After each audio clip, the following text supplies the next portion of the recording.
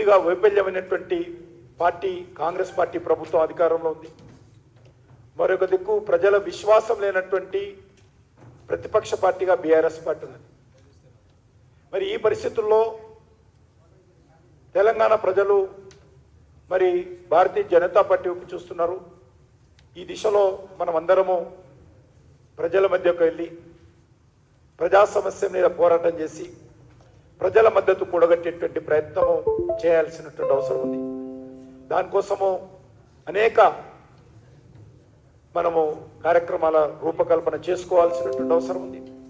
వచ్చేటువంటి స్థానిక సంస్థల ఎన్నికల్లో కూడా మనము పూర్తి స్థాయిలో గ్రామ పంచాయతీ వార్డు నుంచి మొదలు పెడితే జిల్లా పరిషత్ చైర్మన్ వరకు కూడా మనం దృష్టిని కేంద్రీకరించి మనము పనిచేయాల్సినటువంటి అవసరం. ఈరోజు ముఖ్యంగా ఈ గ్రామ పంచాయతీ ఎలక్షన్స్ ఇప్పటికే ఆలస్యమే. ముఖ్యంగా గ్రామాలకు అప్పటికే చాలా నష్టం జరిగింది.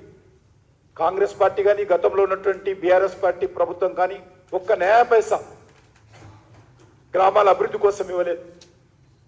గ్రామాలు కొద్ది గొప్ప మరి ఇంటర్నల్ రోడ్స్ కానీ లేక ఎలక్ట్రిసిటీ కానీ పారిశుద్ధ కార్మికుల జీతాలు కానీ గ్రామ పంచాయతీ కార్యాలయ నిర్మాణం కానీ లేక రైతు వేదికల నిర్మాణం కానీ శ్మశాన వాటికల నిర్మాణం కానీ ఇవన్నీ కూడా పూర్తి స్థాయిలో కేంద్ర ప్రభుత్వ సహకారం 15th ఫైనాన్స్ కమిషన్ ద్వారా వస్తున్నటువంటి నేరుగా గ్రామ పంచాయతీల అకౌంట్లకు వస్తున్న నిధులు కావచ్చు, మనరేగా నిధులు కావచ్చు. ఈరోజు గ్రామాలలో మరి పూర్తి స్థాయిగా నరేంద్ర మోడీ గారి ప్రభుత్వం తరఫున వచ్చినటువంటి సహకారం తప్ప మాటలతో మరి కేసీఆర్ కొండలు దాటాడు. ఈరోజు రేవంత్ రెడ్డి గారు అదే ప్రయత్నం చేస్తూ ఉన్నారు. కానీ గ్రామ పంచాయతీలో ఒక న్యాయ పైసా విధించలేదు. కాబట్టి ఈరోజు గ్రామాల్లో మనము ఈ విషయాలను తెలియజేయాల్సిన అవసరం ఉంది. గ్రామీణ ప్రాంతాల్లో రైతులకు ఏ రకంగా మరి ఈరోజు 6,000 రూపాయలు రైతుల అకౌంట్లో మోడీ గారు డబ్బులు వేస్తున్నాడో మనం చూస్తూ ఉన్నాం. రైతులకు సంబంధించి ఎరువుల మీద సబ్సిడీ ఏ రకంగా అందిస్తున్నామో మనం చూస్తూ ఉన్నాం. ఈరోజు గ్రామ పంచాయతీలో ఉన్నటువంటి పొదుపు సంఘాలకు ఏ రకంగా కేంద్ర ప్రభుత్వం బ్యాంకుల ద్వారా రుణాలు అందిస్తూ ఉన్నామో మనం చూస్తూ ఉన్నాం. మరి నేను రాష్ట్ర ప్రభుత్వం అడగాల్సినటువంటి అవసరం ఉంది. మీరు ఇస్తానటువంటి రుణం మాఫీ ఏదైతున్నదో అది చేతులు దులుపుకున్నారు తప్ప పూర్తి స్థాయిలో రైతులకు న్యాయం జరగలేదు. అందరి యొక్క రైతుల యొక్క రుణాల మాఫీ జరగలేదు. ఇస్తానన్నటువంటి అనేక రకాల 6 గ్యారెంటీలు అమలు జరగలేదు.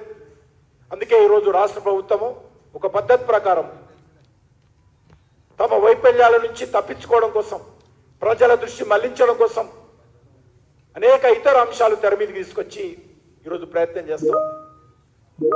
కాబట్టి ఈరోజు ప్రజలకు సంబంధించినటువంటి 6 గ్యారెంటీస్ వాటిని అమలు చేసేలా ఈ ప్రభుత్వం మీద ఒత్తిడి తీసుకురావాల్సినటువంటి అవసరం. అంతేకాకుండా ఈరోజు రాష్ట్రంలో మరి అనేక రకాల అంశాలు ప్రతిపక్షంలో ఉన్నప్పుడు ఒక మాట, అధికారంలోకి వచ్చిన తర్వాత ఒక మాట. ముఖ్యంగా ఫోన్ ట్యాపింగ్ కేసు చాలా భయంకరమైనటువంటి కేసు. ఫోన్ ట్యాపింగ్ విషయంలో ప్రతిపక్షంలో ఉన్నప్పుడు ఇదే రేవంత్ రెడ్డి గారు సిబిఐ దర్యాప్తు డిమాండ్ చేశారు.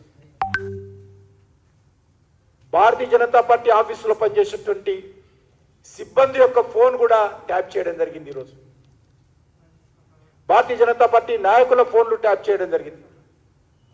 భారతీయ జనతా పార్టీ కార్యాలయంలో పనిచేసేటువంటి సోషల్ మీడియా టీం యొక్క ఫోన్ నెంబర్స్ కూడా ట్యాప్ చేయడం జరిగింది. ఈ ప్రభుత్వము హైకోర్టులో చెప్పినట్టు హైకోర్టు యొక్క జడ్జీల ఫోన్లు, వ్యాపారస్తుల ఫోన్లు, సినిమా నటుల ఫోన్లు, ప్రతిపక్ష పార్టీల నాయకులు కార్యకర్తల ఫోన్లు, ఎన్నికైనటువంటి ప్రజాప్రతినిధుల ఫోన్లు కూడా అప్పటి బీఆర్ఎస్ ప్రభుత్వం ట్యాప్ చేస్తే ఇప్పటి వరకు కాంగ్రెస్ పార్టీ ప్రభుత్వము మరి వ్యవహారం చూస్తూ ఉంటే నేను కొట్టినట్టు చేస్తా, నువ్వు ఏడ్చినట్టు చెయ్యన్నట్లుగా ఈరోజు కాంగ్రెస్ పార్టీ బీఆర్ఎస్ పార్టీ వ్యవహారం ఉంది. రెండు కలిసి నాటకాలు ఆడుతూ ఉన్నారు. ఈరోజు మనకు వస్తున్నటువంటి సమాచారం ప్రకారము కాంగ్రెస్ పార్టీ బీఆర్ఎస్ పార్టీ ఒక అండర్స్టాండింగ్ వచ్చారు. ఈ రాష్ట్రంలో ఏదో రకంగా భారతీయ జనతా పార్టీని అడ్డుకోవాలంటే మరి మనం ఏదో రకంగా నాటకాలు ఆడాలనే విధంగా ఒక అండర్స్టాండింగ్కి వచ్చి వాళ్ళు కుట్రలు చేస్తున్న విషయం మనం చూస్తూ ఉన్నాం. ఖచ్చితంగా ఈ రెండు పార్టీల యొక్క నిజస్వరూపం మనం ప్రజల ముందు పెట్టాల్సినటువంటి అవసరం ఉంది. ఏదైతే బీఆర్ఎస్ పార్టీ టైంలో జరిగినటువంటి అవినీతి ఉందో, అక్రమాలు ఉన్నాయో, అధికార దుర్వినియోగం ఉందో, వీటన్నిటిని పట్ల కూడా మనం ఎప్పటికప్పుడు ప్రజల దృష్టి తీసుకెళ్లాల్సిన అవసరం ఉంది. ప్రజలను చైతన్యం చేయాల్సిన అవసరం ఉంది. కాంగ్రెస్ పార్టీ వైఫల్యాలను ఎండగట్టాల్సినటువంటి అవసరం ఉంది. కాంగ్రెస్ పార్టీ 6 గ్యారంటీలు కానీ 420 సబ్ గ్యారంటీస్ కానీ ఎప్పటికప్పుడు అడగాల్సినటువంటి అవసరం ఉంది. ఆ దిశలో మనం కార్యాచరణ ప్రణాళిక రూపొందించుకొని ముందుకెళ్ళాలి. ఇప్పటికే మనము విజయవంతంగా మండల కమిటీలు పూర్తి చేసుకుంటున్నాం. మండల కమిటీలో వచ్చినటువంటి కొత్త రక్తము, నూతన నాయకత్వం, పార్టీ సిద్ధాంతాల పట్ల అవగాహన కల్పించి రానున్న రోజుల్లో మన మండల కమిటీలు, జిల్లా కమిటీలు పోరాటాలకు సిద్ధం కావాల్సినటువంటి అవసరం ఉంది. ఉద్యమాలతో ముందుకెళ్లాల్సినటువంటి అవసరం ఉంది. ప్రజల మద్దతు కూడగట్టాల్సినటువంటి అవసరం ఉంది. ఈ యొక్క తెలంగాణ ప్రజల ఆకాంక్షలకు అనుగుణంగా తెలంగాణలో ఒక భారతీయ జనతా పార్టీ ప్రభుత్వం రావాల్సినటువంటి అవసరం ఉంది. ఇది మనం అనడం లేదు. ఈ రాష్ట్రంలో ఎవరిని కలిసినా, ఏ తెలంగాణ ఉద్యమకారుడిని కలిసినా, ఏ తెలంగాణ విద్యావంతుడిని కలిసినా, ఏ తెలంగాణ కళాకారుని కలిసినా, తెలంగాణకు సంబంధించినటువంటి ఏ ప్రభుత్వ అధికారి, ఉన్నతాధికారులను కలిసినా కూడా ఒకటే మాట, ఈ రాష్ట్రం రక్షించాలంటే ఈరోజు భారతీయ జనతా పార్టీ రావాలి. లేకపోతే భారతీయ జనతా పార్టీ ఈరోజు మరి ఖచ్చితంగా ముందుకెళ్లాల్సిన అవసరం ఉంది. నరేంద్ర మోడీ గారి నాయకత్వంలోనే ఈ తెలంగాణలో ఉన్నటువంటి సమస్యల పరిష్కారం దొరుకుతుంది. లేకపోతే తెలంగాణ రక్షించలేమని చెప్తున్నారు. ఈరోజు అప్పుల పాలై ప్రభుత్వ ఉద్యోగస్తుల జీతాలు ఇవ్వలేక ముఖ్యమంత్రి గారు చెప్పినట్టు తెలంగాణ అంటే మిగులు బడ్జెట్ రాష్ట్రం, ధనిక రాష్ట్రం.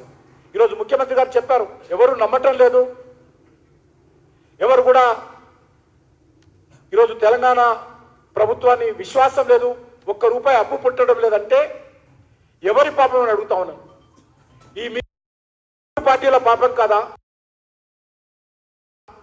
అనేక సంవత్సరాలు పరిపాలించినటువంటి కాంగ్రెస్ పార్టీ, ఆ తర్వాత వచ్చినటువంటి 10 సంవత్సరాల బీఆర్ఎస్ పార్టీ, ఇప్పుడు సంవత్సరాలుగా పనిచేస్తున్నటువంటి కాంగ్రెస్ పార్టీ యొక్క మీ పాపాల కారణంగానే, మీ యొక్క అవినీతి కారణంగానే, కారణంగానే, మీ చేతగానితనం కారణంగానే ఈరోజు తెలంగాణ రాష్ట్రము ఈరోజు ఈ రకంగా అప్పుల పాలై మార్కెట్లో ₹1 పుట్టనటువంటి పరిస్థితి, పేద ప్రజల సంక్షేమ కార్యక్రమం అమలు చేయనటువంటి పరిస్థితి, కనీస అభివృద్ధి కార్యక్రమాలు మరి నిర్వహించలేనటువంటి పరిస్థితి ఈ రాష్ట్రంలో ఉంది.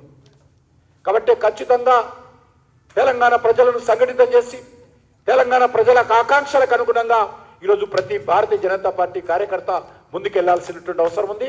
దానికోసము మనందరం కూడా ఐక్యమత్యంతో, కమిట్మెంట్తో నరేంద్ర మోడీ గారి నాయకత్వంలో ఈ రాష్ట్రంలో ప్రజలకు విశ్వాసం కల్పించి, ప్రజలకు ధైర్యం కల్పించి, ప్రజల మద్దతు కూడగట్టి ఖచ్చితంగా ప్రత్యామ్నాయ శక్తిగా మనం ఎదగాలి. దానికోసం మనం అందరం ప్రయత్నించాలి. అందుకోసమే రానున్న రోజుల్లో అనేక కార్యక్రమాలు మండల లెవెల్లో వర్క్షాప్స్ నిర్వహించుకోవాలి, జిల్లా లెవెల్లో వర్క్షాప్స్ నిర్వహించుకోవాలి, శిక్షణ తరగతులు ఏర్పాటు చేసుకోవాలి. ఒక కొత్త నాయకత్వం ఈరోజు మోర్చాల ద్వారా, మండల స్థాయిలో ఏర్పాటు చేయబెట్టిన మోర్చాల ద్వారా కొత్త నాయకత్వం రావాలి, నూతన రక్తం రావాలి. గ్రామీణ ప్రాంతాల్లో ఉన్నటువంటి బడుగు బలహీన వర్గాల నుంచి, రైతు కుటుంబాల నుంచి, గ్రామాల్లో ఉన్నటువంటి యువకుల నుంచి ఈ యొక్క మోర్చాలలో నాయకత్వం కల్పించి వాళ్ళ ద్వారా ఒక కొత్త నాయకత్వాన్ని ఈ తెలంగాణ రాష్ట్రంలో భారతీయ జనతా పార్టీ ద్వారా అందించి ఖచ్చితంగా మరి తెలంగాణ ప్రజల కోసం మనం అనేక రకాల ఉద్యమాలకు మనం వెనకాడగలసిన అవసరం లేదు.